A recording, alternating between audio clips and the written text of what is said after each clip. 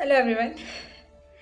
So I'm starting our very first chapter, introducing global politics of the first book I have talked about, The Global Politics by Andrew Heywood.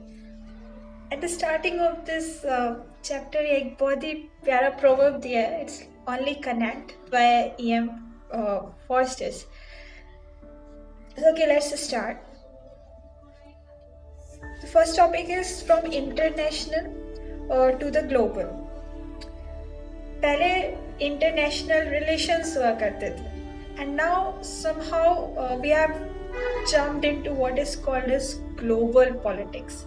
तो what was this phase जहाँ पे that has turned from international relation to the global politics, we will come to know. Actually हुआ ये कि पहले international relations का मतलब भी यही था to study the relations between two states, right? But post 1980s, something has transpired that has changed the entire course of the world politics, and some significant changes actually have occurred. Some of these significant changes are emergence of the new global actors, increase in the interdependency as well as interconnectedness, or there is no significant divide that is visible now between what is domestic and what is international. Also there is increase of the global governance institutions. So ये सब चीज़ें हो गई that previously जो international relations है, it is now more recalled as a global politics, because global politics is what which is conducted at a global level, और उसी में इन सब चीज़ों का involvement रहता है, be it global governance और high level of interdependency and interconnectedness, और comprehensively हर elements को include किया जाता है. Now शुरुआत तो इंटरनेशनल रिलेशन ही से हुई थी, so it is important that how this term has been originated. तो ये टर्म दिया था सबसे पहले जेरेमी बैंथम ने in his books Principles of Morals and Legislation. Actually these books and their authors become too much relevant because papers previous years के हैं, be it JNUE जो कि अब CU सेट के अंदर लिया जाएगा. तो इन पेपर्स में पुराने वालों में there is lot of questions being asked on which books is written by what author, so that is needed to be highlighted. फिर दिया है कि international politics is more of a interstate politics now.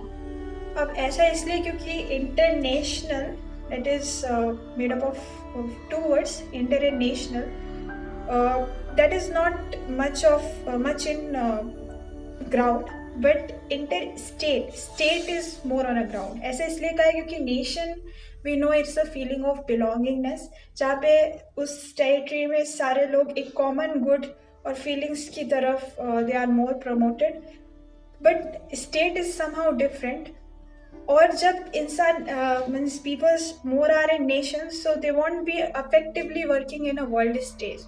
जो interconnectivity और दो state के बीच relations out of domestic होता है, वो एक स्टेट का करेक्टरिस्टिक्स ज़्यादा है as compare to the nation.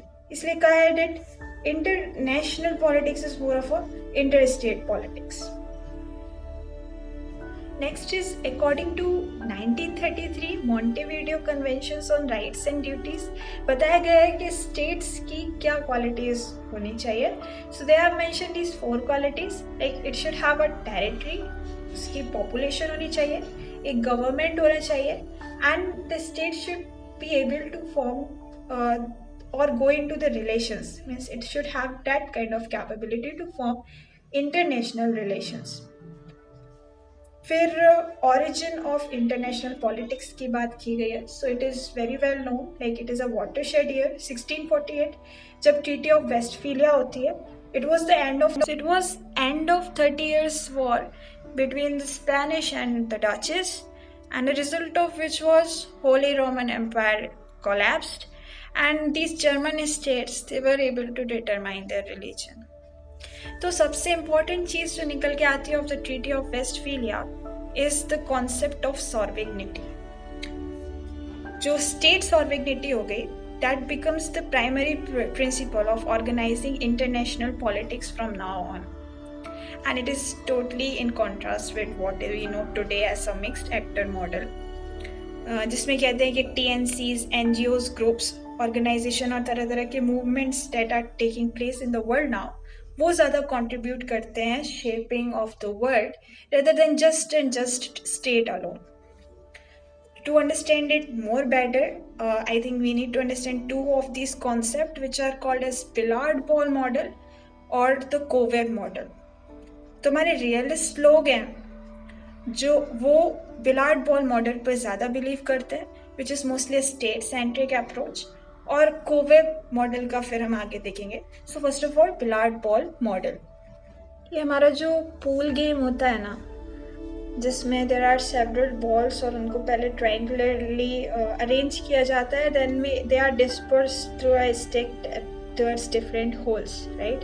तो इसी तरीके से ये बिलार्ड बॉल मॉडल है, जहाँ पे स्टेट्स हैं they act like an billiard balls which are impermeable, which influence each other through some external pressures only, like billard ball colliding with each other but not changing the interim of the balls or the structure of the balls. They're just collapsing in a way that they are dispersed, not that the structure of the ball itself is somehow changed.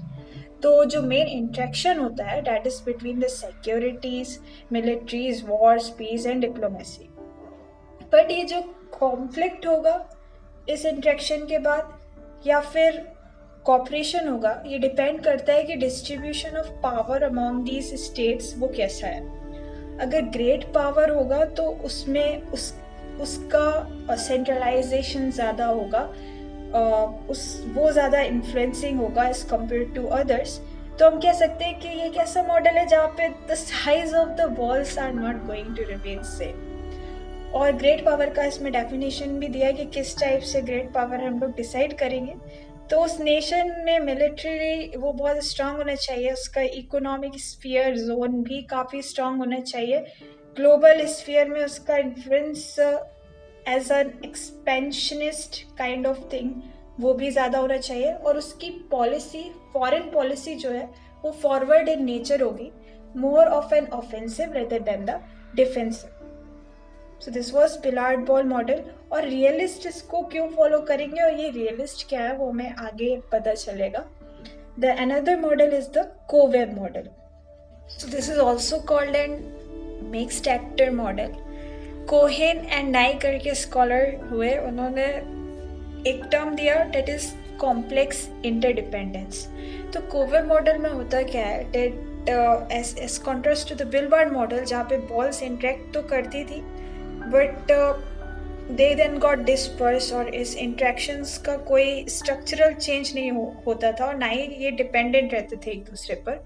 But in a cobweb model there will be complex interdependency. एक web जिस तरीके से बनता है, a complex web of a spider, ये कुछ उस तरीके से होगा. हमारे बिलबार्ड में स्टेट जो था वो बहुत ही इम्पॉर्टेंट एक्टर था in determining the international politics. यहाँ पे state is not autonomous in deciding that politics, और काफ़ी अदर एक्टर्स आएंगे to decide the international politics. और in it there is more closer trading and other economic relationships than ever. Military force जो कि state centric में थोड़ा ज़्यादा important रखती थी, it will be a very unimportant policy option now. Or this interdependency however might be asymmetrical or symmetrical. अगर symmetrical हुई तो that would lead to peace and harmony, और अगर asymmetrical हुई तो किसी एक का domination ज़्यादा होने वाला है, conflict interest ज़्यादा आएंगे और war की जो conditions है वो ज़्यादा होगी. So peace depends on whether the relations are asymmetrical and symmetrical. Then Sorvignetti को बताया कि it is the hard shell between the inside politics and the outside politics of a country. एक टेरिटोरियल ट्रैप करके concept लाए थे John Agnes, और उन्होंने 3 चीज़ें अज्यूम की थी कि state is clearly bounded by the territorial space, right, and thereafter whatever will be the foreign affairs of that state and the domestic affairs, they would be definitely different from one another, and state will be are the containers of the society. और इसी का एक contrast में theory है, date is the ट्रांसनेशनलिज्म. वो बोलता है कि state borders are not like too much space bounded or territorial trap kind of thing, but more of a porous in nature. और इस तरीके से कि inside and outside divide करना, uphold करना, it has become difficult. इसके example, इसके instances काफ़ी हैं, like global financial crisis which basically originated at one place, but उसका आफ्टर इफेक्ट इतना ज़्यादा हुआ that entire world is still suffering after 12 years. और digital technology, it is helping to connect the world without any government control. और environment issues भी ले लें, these are the kind of same things that happening all around the world. और human rights consciousness जिस तरीके से entire world में फैल रही है, these are all because of the transnationalism. The next topic is international anarchy to the global governance. तो ये बोलते हैं कि स्टेट सिस्टम जो है वो operates in the context of the anarchy. Anarchy is where everything is so much in a discrepancy that people are doing whatever they like. यहाँ state के context में they are doing whatever they like. So much tremendous situation that all these states have to, it's become important for them to keep the minimum security available at their disposal, and they have to rely on a self-help, all of these state actors. और conflict केवल एक ही तरीके से constrain हो सकती है, that is BOP, balance of power. तो उसमें होता क्या है कि अगर एक कोई भी स्टेट जो है वो अपना डोमिनेंस, प्री-डोमिनेंस स्थापित करने की कोशिश कर रहा है, तो आसपास के जो जितने भी स्टेट है वो एक कम्युनिटी फॉर्म कर लेंगे और उसको किसी ना किसी तरीके से रोकेंगे कि वो अपनी पावर को आगे ना बढ़ा पाए. तो एक तरीके से हम देख सकते हैं ना कितना ज़्यादा कलेक्टिव डायलेमास वाला सिचुएशन है. कुछ कह नहीं सकते कि ये एनआरसी जो है कब वॉर का प्लेस ले लेगी, बट दिस एनार्चियल सोसाइटी है जो इंटरनेशनल एनआरसी है वो ग्लोबल गवर्नेंस की तरफ जा रहा है. And ऐसा इसलिए क्योंकि there is a rise of some of these global governance institutions like IMF, UN, WTO, EU, etc. Then the very centralized topic of this entire chapter, globalization. So globalization के बारे में Hald and Rettall लिखते हैं that it is widening, intensifying, speeding up and growing impact of worldwide interconnectedness such that our life is strongly or increasingly shaped by the events and the decisions that are made at the greater distance from us. Whatever happening at a very greater distance from us is going to influence our life right now. And then it is multifaceted phenomena, economically wise, culturally wise and political wise. Economic wise ऐसे कि national economies is somehow getting absorbed into the single global economy, right? And it's so much true and it could be seen very well. दूसरा culturally, जो informations है, commodities, images, values, traditions, वो एक part of world में तो produce करती है, but global flow में इस तरीके से enter करती है कि tends to flatten out the cultural difference, or फिर we are not able to understand the difference between the culture of the one type of people and another. तीसरा is the political, के national governments हैं वो international organization के standards को ध्यान में रखते हैं whenever they are passing any law or making policies in their nations domestically. अब जैसे बोला था हेल्डरटॉल ने कि widening, intensifying, speeding up, in words का यूज़ किया था. So why they are talking like that? What increases the widening और द ब्रेथ? ऐसा इसलिए क्योंकि now the issues are not just national but they are global. तो widen हो रहा है पर्सपेक्टिव. इंटेंसिटी इसलिए क्योंकि migration has been increased, international trade has been increased, and we know like how US TV, Hollywood is accessible to us and how Bollywood is accessible to them. Speed इसलिए बोला क्योंकि there is increase in the flow of electronic money. इस globalisation को लेकर ही 3 positions हैं that are entertained. पहला है hyper globalist, the sceptics, and तीसरा आर द ट्रांसफॉर्मेशनलिस्ट. सो hyper globalist. So hyper globalists, they are the chief believers or exponents of the globalization. They are too much of a pro globalization. They portray globalization as something very revolutionary, such that it has revolutionized the economy, cultural, technology, or political shift is also there in a way that has never been witnessed before. And their belief is based on something what they term as technological determinism. It states that forces creating single economy are irresistible and inevitable once the technology is available. Like it is the technology that is making the widening, intensification, and the speeding up of the impacts worldwide. And it states that after globalization, there is the advent of borderless world, and for good, of course. So liberal are the major proponents of it. Then there is this skeptics. They states that globalization is mere fantasy and there is nothing new about high level of international trade. वो पहले भी था और इसलिए अभी भी है. And realists are the chief exponents of it.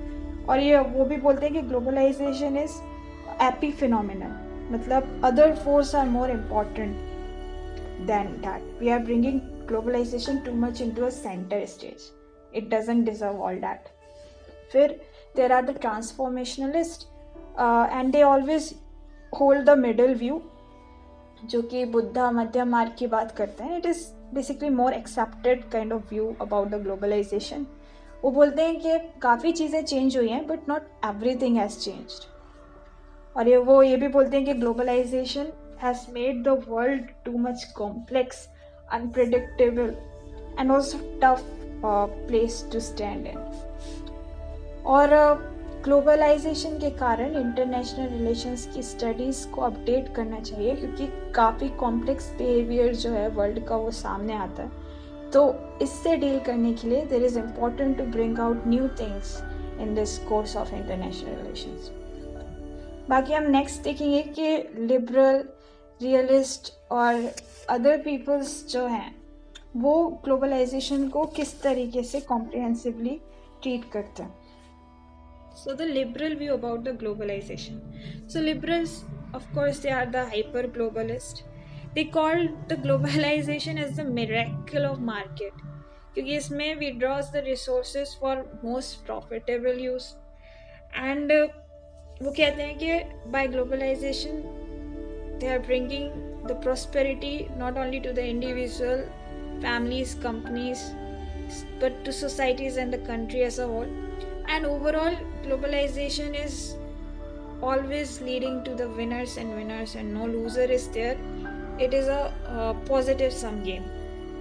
Or liberal, they focus more on economic globalization, the economic aspect of the globalization, especially the market capitalism. And with that they say that it also brings the social and political benefits like breeding demand for the political freedom and advocating democratic societies. All that becomes too much relevant once globalization is in shape. फिर there is freer flow of information and ideas around the world. It also have widens the opportunities. It gives the strata for personal self-development and to create more dynamics and vigorous kind of societies. And very important thing that it has end the era of what we have studied, BOP, balance of power, and from that we are going towards peace, harmony and international cooperation more. And and then it states that it has led to the dispersal of the global power. More decentralization had occurred now, and emergence of civil society has been seen. Dusra, there is also the growing of other international organizations like global governance wale IMF, UN and all that. So this was the liberal perspective of the globalization. Now what realist thinks about globalization? So these realists, they have this skeptical viewpoint. They state that more of this economic interdependency is there, जो कि पहले भी थी, as compared to what you are portraying as integral global economy. और they states that जो state हैं वो still are the relevant and the dominant unit in the world politics. और they say that globalization is made by the dominant state to realize people that they are nothing without them and to create their hegemony and put in place their advanced interest. Basically, they are saying about the Western world and US in particular. फिर वो बोलते हैं कि post globalisation जो state capacity है for the surveillance and regulating the stuff that has been increased. और जो कहते हैं कि economic interdependency is leading to the cooperation, no, it is not leading to the cooperation, but vulnerabilities have rather increased after globalization. Then there is something which is called as the critical views. तो realist और liberal के अलावा जो भी आएंगे वो इस पे रहेंगे, लाइक मार्क्सिज्म, फेमिनिज्म और पोस्ट कॉलोनियल थ्योरिस्ट. तो they are mostly negative towards globalisation and very negative to be precise. Marxist critic of globalization करके they have produced many theories, and they say that essence of globalization is mere to establish a capital order, और globalization has created a very uneven world, और हर aspect पर, हर stages पर world के hierarchical processes establish कर दिए globalisation ने, जिसके कारण पोलराइजेशन और भी ज़्यादा इंक्रीज हो रहा है between haves not, the rich and the poors. और they say that there had been the structural imbalance between core and peripheral.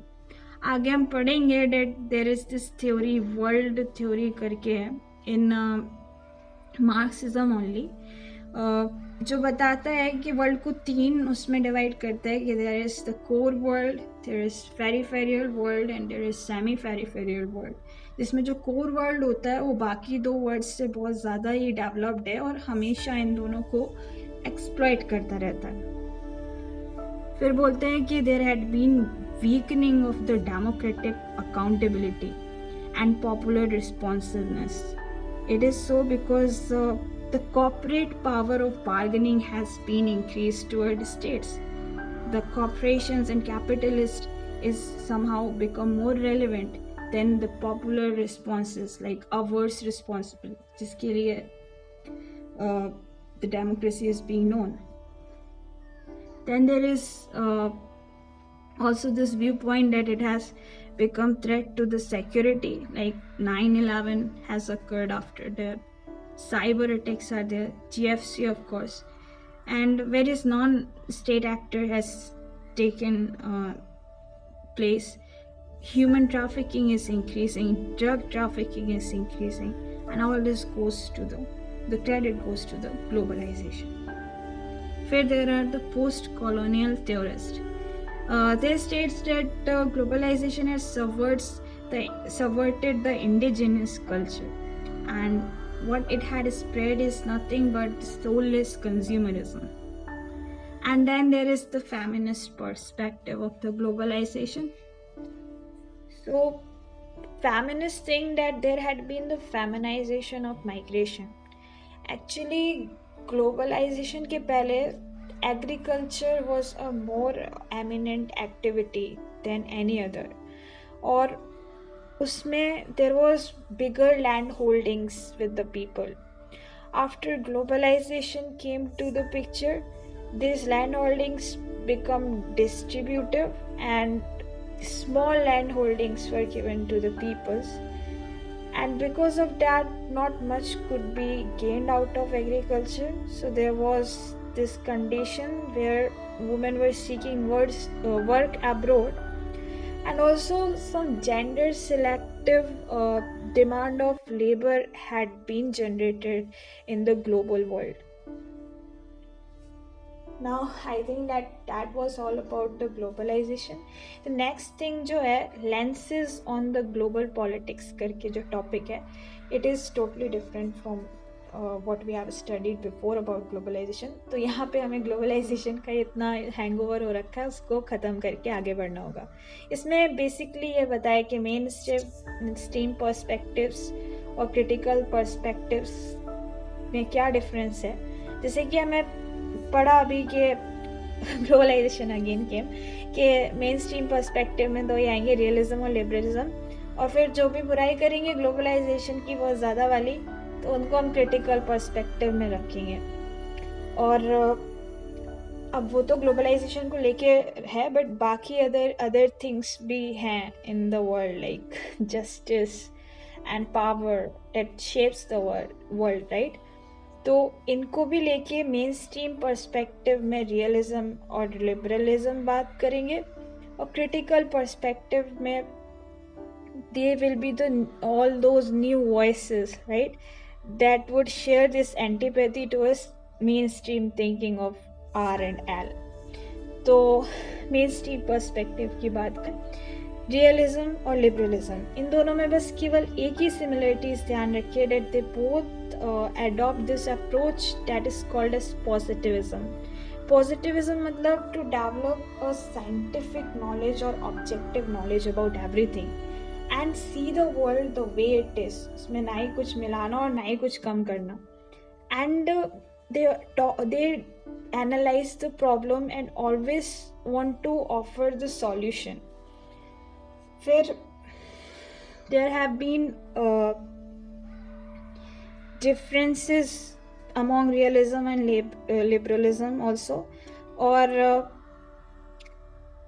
ये मेन इस बात पे डिफर करते हैं कि जो रियलिज्म है वो हमेशा सोचते हैं कि there will be conflict inevitable है, और लिबरलिस्ट को लगता है कि there is always the scope of the cooperations. So first of all we see what in depth, like what these realist things. The realist के जो chief exponent रहे हैं in the past, they are Thucydides, Sun Tzu, Machiavelli, Thomas Hobbes. तो ये human nature का बहुत ही pessimistic view रखते हैं, और वो emphasis करते हैं power politics पर. State को मानते हैं कि that is the key global actor, और स्टेट सेंट्रिक थ्योरी ही देते हैं जिसमें स्टेट का रिलेवेंस बहुत ज़्यादा हाई होता है, और they do not want to include ethics in the international politics. And billiard model जो हमने पढ़ा था उसको ज़्यादातर ये फॉलो करते हैं. ऑन द अदर हैंड जो हमारे लिबरल्स होंगे वो बहुत ही ज़्यादा ऑप्टिमिस्टिक व्यू रखते हैं ऑफ द ह्यूमन नेचर. वो बोलते हैं कि हिस्ट्री है, it is a progressive process of international cooperation and peace, and they support the mixed actor model और कोवेर मॉडल. और उनका कहना है कि जब ट्रेड एंड इकोनॉमिक इंटरडिपेंडेंसी होती है तो उससे वार के चांसेस बहुत कम हो जाते हैं, और एक कंट्री या एक सिनेरियो जहाँ वॉर ना हो, इसके लिए ज़रूरी है कि पॉलिटिकल स्टेबिलिटी हो, और पॉलिटिकल स्टेबिलिटी बेस्ट होती है एक डेमोक्रेटिक कंट्री में. तो एक डेमोक्रेटिक कंट्री भी वॉर को मतलब डिनाई करती है, एंड वॉर नहीं होता अगर democracy is in the picture. फिर क्रिटिकल पर्सपेक्टिव्स वाले आ जाइए. So first are the new Marxist. They highlight what is called as inequality in the capitalist world. They all states that developed world or the core world is always into exploiting the developing world, the semi-peripheral and the peripheral ones. दूसरा, there is constructivism, and they say that people construct the world that they live in. Anything happens and they will construct a theory out of it and present it in a way. Then there are the post-structuralist. All these theories that comes under post-structuralist are based on the concepts that had been generated by a very chief exponent of post-structuralism who is Michael Foucault. और वो हमेशा power को link करते हैं किसी भी system से. He actually generated the discourse of power. फिर आता है feminist.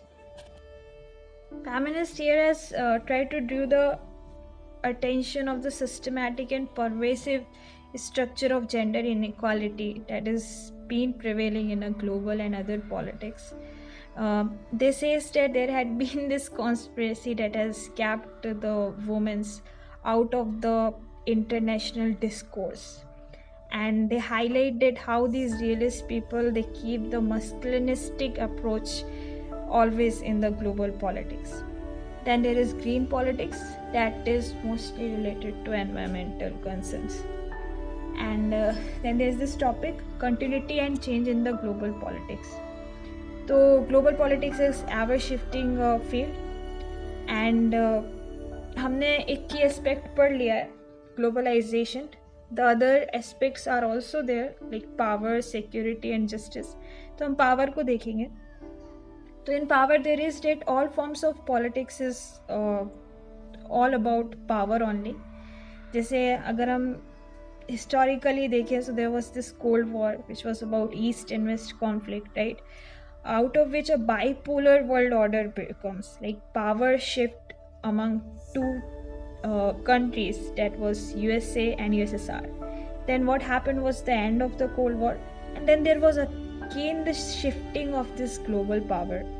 As we know that communism was there, that got disrupted after the disintegration of USSR, and right after that capitalism takes its position. USA was left as the sole power, as a global hegemon. So all this is about the power and the shifting of it. But however, the global power is becoming more fragmented and pluralized now with the changes that are erupting like never before. Some of these changes are कि अभी the importance of non-state actor is much more. The role of international organizations, all those global governance organizations, वो काफ़ी ज़्यादा है. And globalization has made power more diffused because of the economic interdependence and all that. And there had been emergence of the new states into the picture, like which are asserting their positions, like we are one of them, and China, Brazil, Russia, all these BRICS people. And the bipolar Cold War world order that has been increasingly shifting towards multipolar world order, where technological determinisms now keeps the potential to alter this power balances, but it is both negative and positive. Positively ऐसे कि literacy rate is increasing, education standards had been increased, people are getting much more opportunities than ever before, and globalization एक help भी हो पा रही है, like through the television and satellite tech. Devastation, sufferings, famines, they are shared and they are influencing the behavior of the governance and all those diplomacies also. और negatively ऐसे कि modern tag जो है, it give the terrorist activities the global outreach. For example, many hijacks and all that non-state actor things, where the soft power attraction is much more relevant today than the coercion. So this was all about power. The next thing in picture is the security. So next topic, security में there are two viewpoints of realist and of the liberals. They say that the realist, they say that the most important actors are the states, obviously, and the world is of the self-help, where all states are under least potential threat from one another. So ऐसे में each state must have this capacity for self-defense. or more militarily powerful the state is, more secure it will be. And they draws the state into this dynamic competitive relationship with one another, that is called as security dilemma. Or military build-ups by one state, they would lead to retaliatory the military build-ups by other. Then there are the liberals, which talk about the collective security. They say that aggression can always be resisted by the United Nations actions that will be taken by the number of states collectively, and they state that there is a need of expansions of the zones of peace to eliminate all these tensions of the that are arise due to security dilemma. Or they advocate security regime or security communities.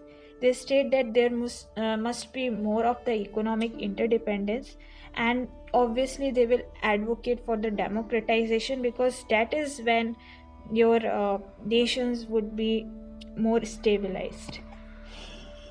और but security में new challenges आ रहे हैं. It is not just about fighting between few of them or all of them or two of them. The concept of security is somehow deepening. Like there is something which is called as human security that is coming into picture, and this threat to the human security is arising from non-state actors, example terrorism.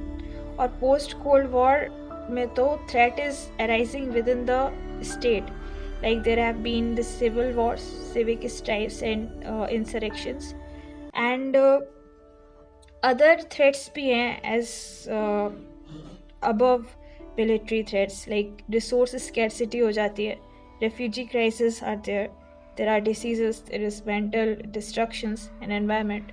All these are the new challenges when it comes to security. The next thing is justice, और इसमें भी there are two viewpoints again of realist as well as the liberals. So realist, तो realist कहते हैं कि justice तो है ना, वो बहुत ही इरेलीवेंट इश्यूज है कि justice moralities they do not have this place in the international relation. They say that the relation between a state should be determined by the hard-headed judgment and not these ethical considerations. Liberals बोलते हैं कि ethics तो है भाई साथ ही साथ चलनी चाहिए, और morality भी. They abide by these kind of very good superficial things like respect of the state sovereignty, non-interference in the domestic affairs, and they believe in the just war theory कि अगर war हो तो उसका बहुत ही justified reason दिया जाए. अब modern world में देखें तो globalization के बाद there has been also the extension in a thinking about morality. एक नया कॉन्सेप्ट करके आया है that is called as cosmopolitan justice. इसमें तीन चीज़ें हैं, like doctrine of international human rights, और global distributive justice, और global environment justice. तो global distributive justice एक utilitarian philosophy है. It is mostly exponented by a person called as Peter Singer. और वो कहते हैं कि citizen and government of the rich countries have this obligation to eradicate the poverty in the other countries, क्योंकि at the first place ये उन्हीं के कारण हुआ है. all that colonization and के after effects है ये, that some people are irrelevantly suffering from the poverty. फिर global environmental justice है. It is basically the obligation of the rich country to tackle the climate change. वो बोलते हैं कि industrialisation जो है ये रिच कंट्रीज में ही पहले हुआ था, and it is all because of them that the climate is suffering today. So they are these people who created the problem at the first place, तो ये उनकी रिस्पॉन्सिबिलिटी बनती है. ऐसे में they say that legally binding जो emission targets हैं they should be structured as per the per capita basis rather than the country basis. तो जो है ना कंट्रीज जो डेवलपिंग है जिनकी पॉपुलेशन ज़्यादा है वो डिसएडवेंटेजियस पोजीशन में नहीं रहेंगी. So that's it, the chapter is over, but yeah important case study is there. 9/11 तो हुआ क्या कि 9/11 में 4 jacked airplanes actually crashed, 2 at the Twin Tower World Trade Center, एक पेंटागन में और एक वाइट हाउस में. So any legally binding emission targets should be structured on per capita basis rather than merely on the country basis. It is so because then we won't be the developing nations or the nations with the high populations won't be at a disadvantageous position. So that's it in the chapter. There's one case study remaining which is very important, the 9/11. तो हुआ क्या कि 9/11 में 4 hijacked jet airplanes they crashed, 2 at the Twin Towers World Trade Center, एक pentagon पे और the 4th one at the White House. In this tragedy, no one survived and around 2,500 people were killed, and responsibility was taken by Osama bin Laden. But what is the significance? Actually, this was the day 9/11 that changed the world security scenario forever. And for the first time it was realized कि अब जो threat है that won't be from the different state but the non-state actors. And it came into realize of the people that how fragile the nation's border have become in the tech era, जो कि वो technological determinism में भी जो ये डर प्रस्तुत किया था कि once technology is combined with the globalization then there would be certain things जिनको रोका नहीं जा सकता.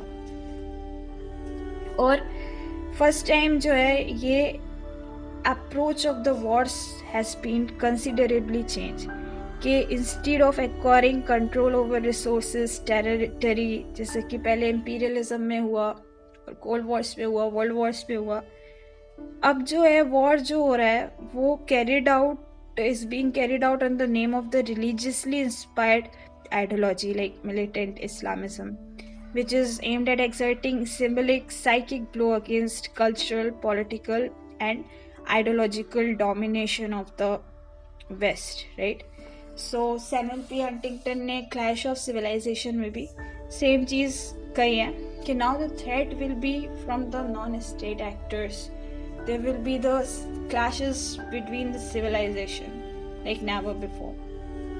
और उन्होंने तो civilizations के like नाम भी दिए कि किन किन civilizations के बीच में clashes हो सकते हैं. Anyways, we will try to retrieve it afterwards. ये बाद में है. तो this is it for today. And this was the first chapter of the first book. Next will be the first chapter of the second book. If anybody wants the PDF of the notes and have the doubt regarding this chapter, then they can contact me through my Instagram handle. I will provide it in a description. Okay, thank you.